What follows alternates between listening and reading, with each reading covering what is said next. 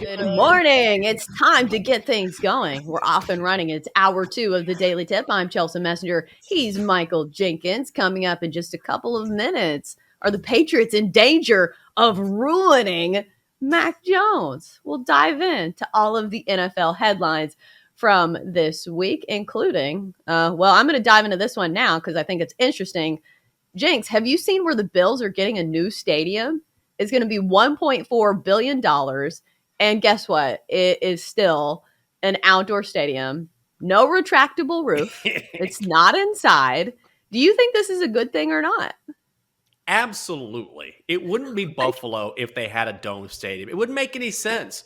Buffalo Wouldn't thrives make any on. sense. Have you seen the temperatures there? I Yeah, think it that's would part make of the. perfect sense. Well, it would make perfect sense, but that's not the spirit of Buffalo. Buffalo fans want it to be cold. That's part of the home field advantage. You know, when you're going to Buffalo, it's going to be freezing, particularly in the winter.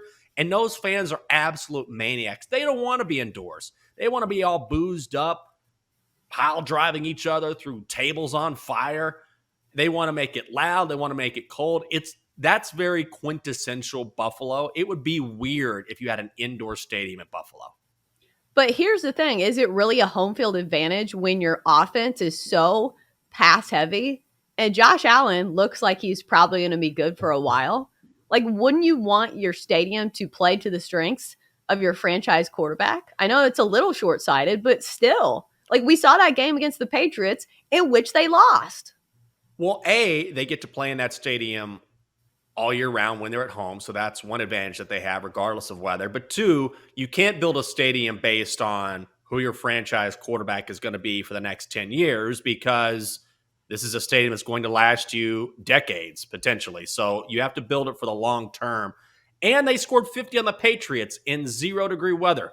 So they've proven they can get it done. I love that they keep it an outdoor stadium. I know there's always that thought, oh, it's so cold, this would be perfect. No, in Buffalo, you have to have an outdoor stadium. It's part of the fun. Don't you love sometimes when you watch NFL football in the winter and it's snowing and the elements add an extra layer of intrigue? I love that.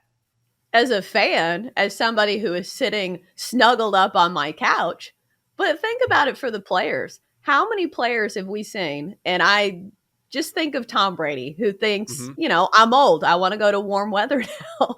Oh, when you're trying to get free agents, maybe I'm overblowing this, but me, as someone who absolutely hates the cold weather, I think if you're going to spend $1 billion on something, at least put a retractable roof so you have the option. Chelsea, when are you ever going to go to a game in Buffalo? Never. There we go. Exactly. All right, let's get a third opinion on this. This is the Daily Tip presented by BetMGM on BetQL. I'm Chelsa Messenger. He's Michael Jenkins. Let's bring in Shay to break down some of today's NFL headlines. Love it or fade it. Just say outdoor football in Buffalo is just like the way it's supposed to be. Yeah, whether you totally. like going to the game or not, that's I'm a football should be outdoors person everywhere. I hate indoor football, so I think it should be outdoors in Buffalo for sure. 49ers GM John Lynch says there is not a scenario where the Niners release Jimmy Garoppolo. So the only way Jimmy G is out of San Francisco is by the trade, and there aren't many QB-needy teams right now. Otherwise, he's left battling with Trey Lance.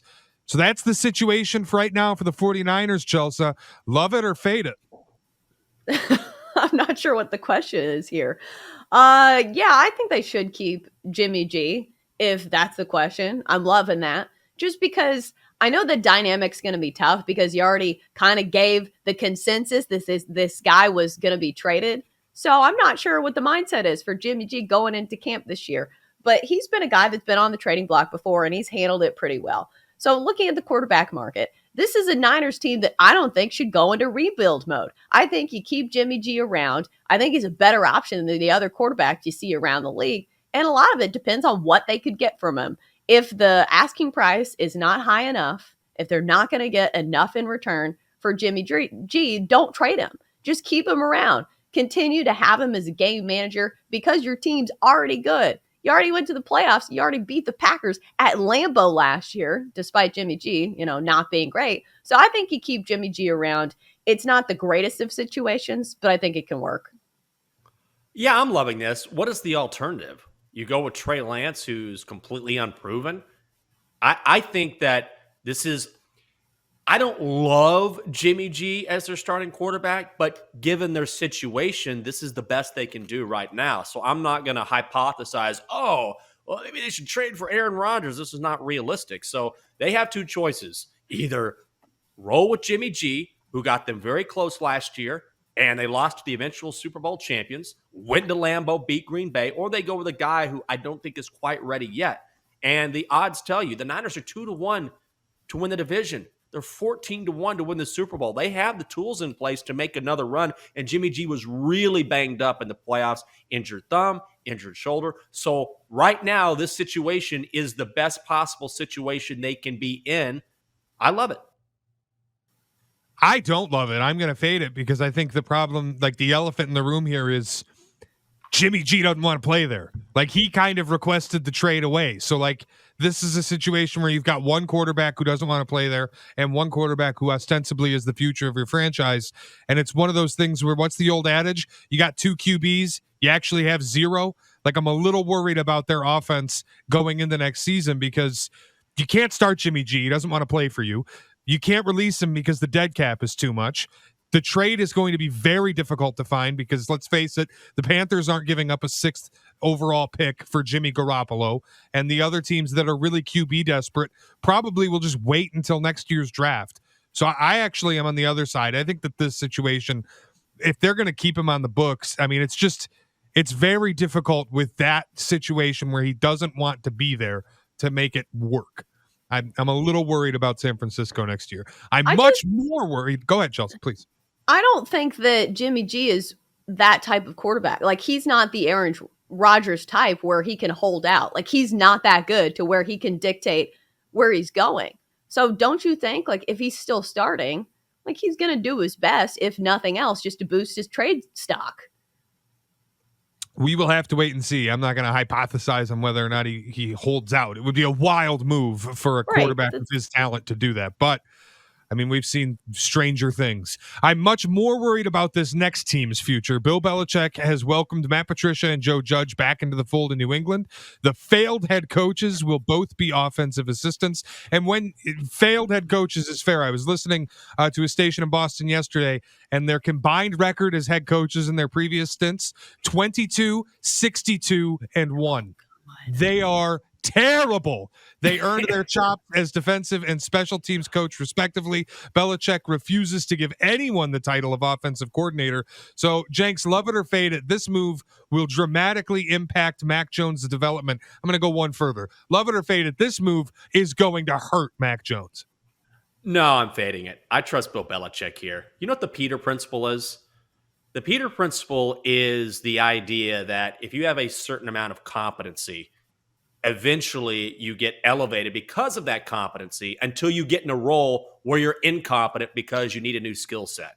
And that is what happens all the time in the National Football League. Matt Patricia, Joe Judge, not good head coaches because all of a sudden they were elevated to a position for which they weren't qualified. But they are qualified to be great assistants. They have done that before. If it's any other team, if it's any other head coach, then I'd be concerned. Bill Belichick knows what he's doing. And to me, regardless of whatever title he puts on these guys, the most important thing is familiarity. Bill Belichick knows these guys. They know how to work together. And when you're dealing with one of the greatest head coaches of all time, I can assure you he's going to put these guys in a position where they were before, where they thrived. In a position before where, forget about titles. They're going to be in a position under the Bill Belichick umbrella where they can actually help a team instead of hurt it. So I'm fading this. I think Mac Jones will be just fine. And I also thought it was hilarious how Bill Belichick said, I'm not really a fan of titles. And he doesn't want to give anybody like these actual titles. Oh, a move out of the playbook of players across the country, you know, from my yesteryear back when I was dating. All right. So looking at the Patriots, you're right. When it's Bill Belichick, still the head man in charge, like, it's not a matter of the assistants. And we've seen this before. Offensive assistants can certainly ruin a quarterback. We saw it with Adam Gase in Miami and Ryan Tannehill. So I think it's not out of the question, but you're right. I think when it's Bill Belichick, that head coach, it's going to be a little different. He's not going to let it just go amok. Like he still has the reign to, do what he wants and make sure things are going well. So yeah, for me, same deal. I don't think Bill Belichick is going to let it hurt Mac Jones that much. I'm going to fade it. I think we're finally really seeing how much Tom Brady carried. If you look back in 2017, like the last year Matt Patricia was defensive coordinator, the Patriots ranked 28th in total defense in the NFL. That's a year where they let Nick Foles put 40 points on them in a Super Bowl after they let Marcus Mariota put 30 points on them in an NFL playoff game.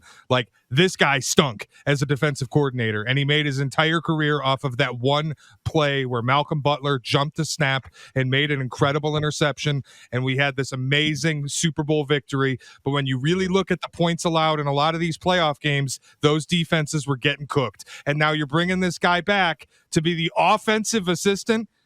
I don't get it. Like, you have a second-year quarterback. You need to get an offensive staff in place. This makes no sense. And if it were any other team and any other coach, we would be saying how ridiculous this is. But because it's Bill Belichick, it's like, oh, you get this free pass. Well, guess what? You don't have Tom Brady anymore. So maybe hire an offensive coordinator, for the love of God. Like, this is absolutely asinine. And as a fan, I'm very disappointed in Bill. He hasn't drafted well since like 2012, and now I got to deal with this no titles garbage. You have a second-year quarterback. Figure it out.